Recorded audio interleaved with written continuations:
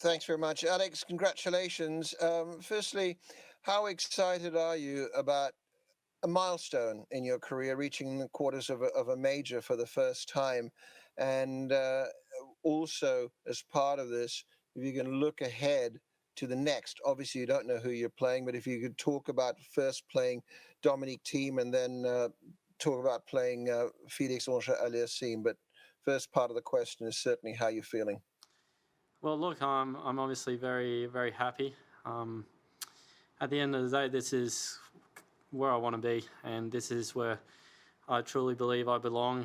Second weeks of Slam and going deep, and I'm happy I'm finally at this stage. But nothing changes, everything stays the same. Now I've got just another match awaiting for me. It is obviously the winner of Thiem and Felix. I've played both of them.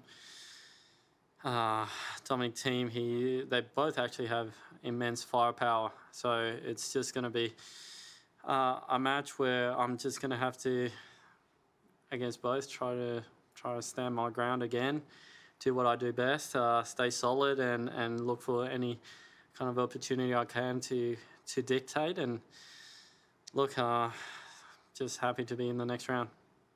Craig, you can have a follow-up.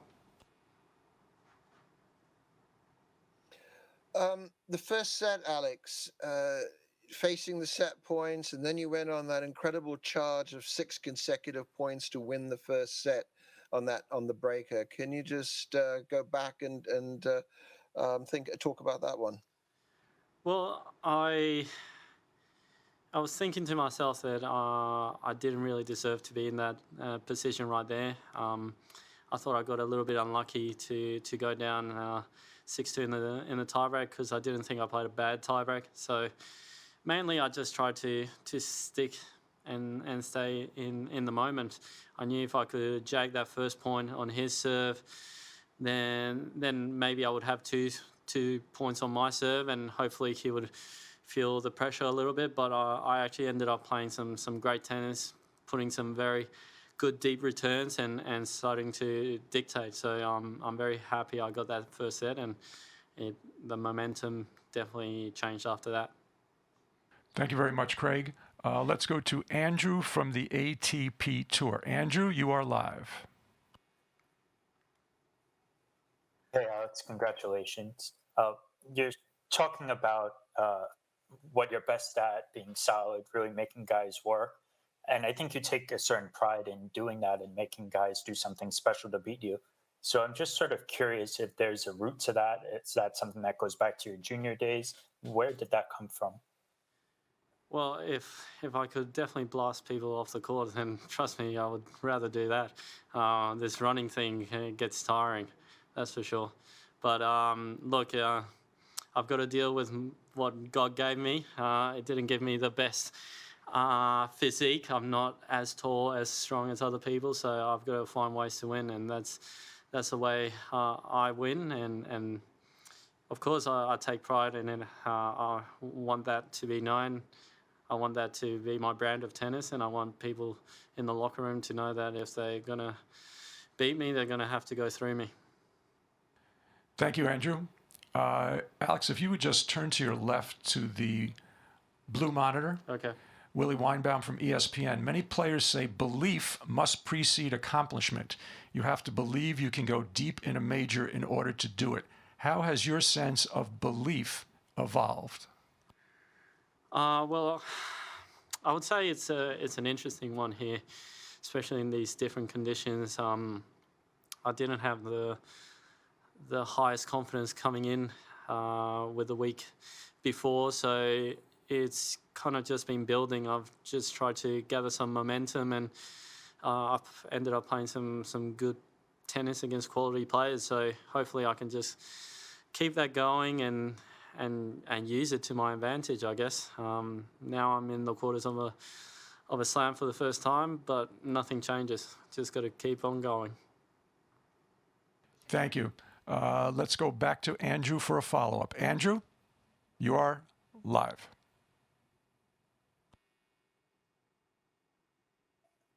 Alex, I remember you telling me a couple of years ago that, funny enough, you weren't always as quick as you are now, and that you were even a little bit clumsy.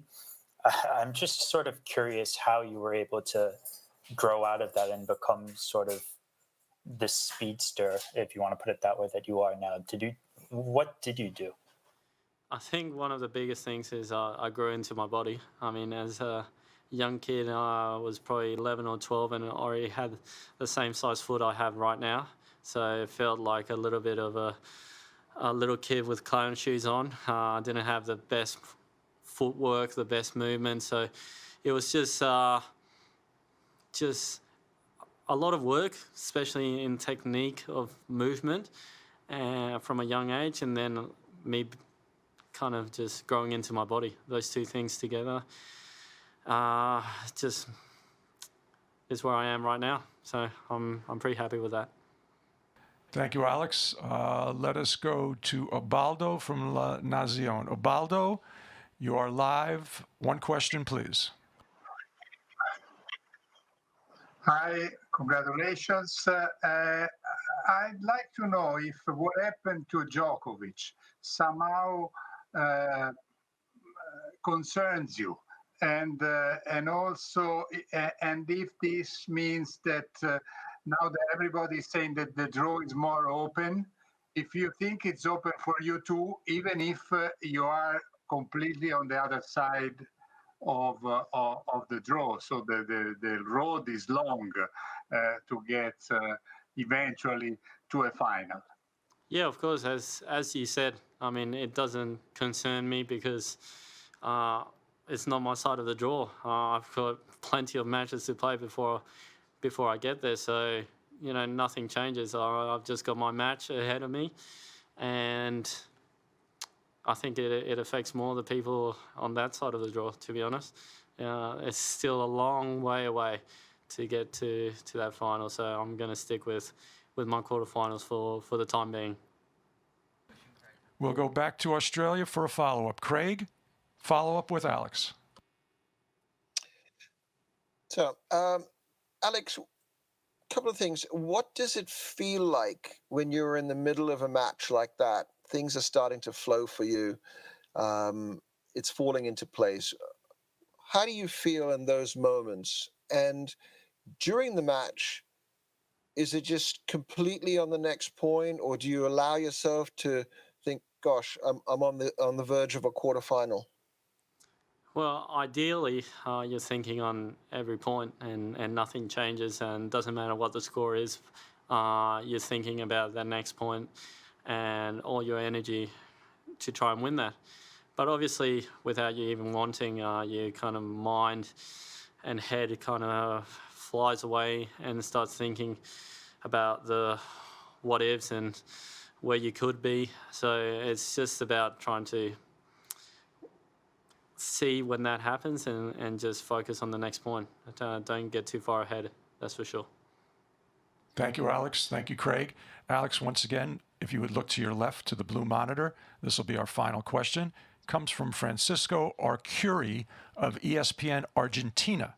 And he asks, do you consider that this U.S. Open is the definitive break for the next gen, and after this they will dominate and push for big titles? It's on your shoulders to answer that question. Look, you never know. At the end of the day, look, I've been saying it for a while.